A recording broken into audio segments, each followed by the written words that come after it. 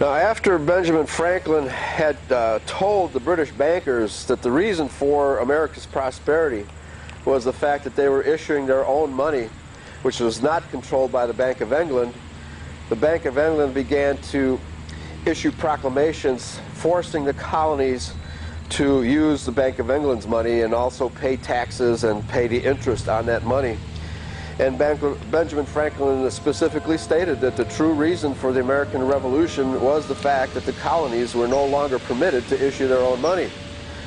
After the Revolution, the Continental Congress, in creating the Constitution of the United States, specifically declared that only gold and silver coin could be money. They had no faith in paper money because paper money is so easily inflated, especially if it's not backed by anything. But they had tremendous debt incurred because of the Revolutionary War. And this is where Alexander Hamilton comes in. Alexander Hamilton was a close confidant of General Washington during the war, was very courageous in battle, and therefore was highly regarded by Washington.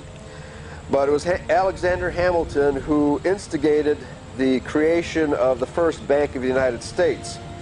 As a result of Hamilton's operations, the first Bank of the United States was given a 20-year charter by which the Congress could borrow money from the first Bank of the United States in order to pay the debts of the Revolutionary War.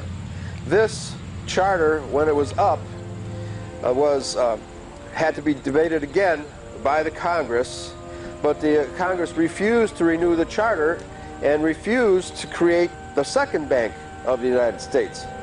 It was at this point that the Rothschilds, who actually controlled the first Bank of the United States, told the Congress that if you refuse to grant the second charter for the second Bank of the United States, they would send their military over and make war against America again.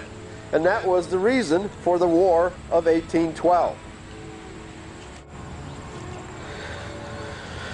After the Congress failed to ratify the charter for the second Bank of the United States, the British sent their troops in once again, and that was the reason for the War of 1812. Very few history books actually explain why the War of 1812 happened.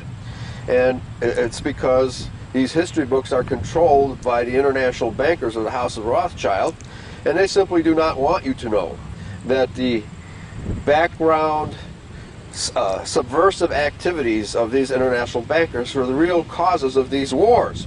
And when the Congress failed to ratify the second charter, the British Army was sent again by the Bank of England to make war against the United States of America.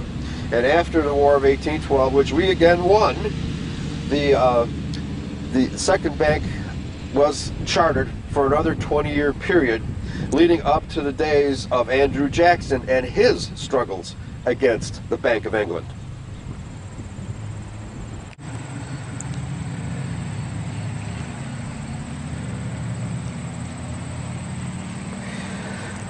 After the charter of the Second Bank of the United States was over, the Rothschilds wanted the Americans to establish a third bank, and eventually their purpose was to establish a permanent bank, which we did eventually get with the Federal Reserve Bank in 1913. But Andrew Jackson campaigned against the bankers and said that I will throw the bankers out. And he said of those bankers, you are a den of vipers and I will rout you out. That was his attitude toward these bankers. When he became president, he made political war against the international bankers, and there was an assassination attempt against him. An assassin had two weapons aimed at Jackson at point-blank range, but both weapons misfired, and the person was prosecuted and declared insane. However, it was later discovered that he was under the employment of the House of Rothschild.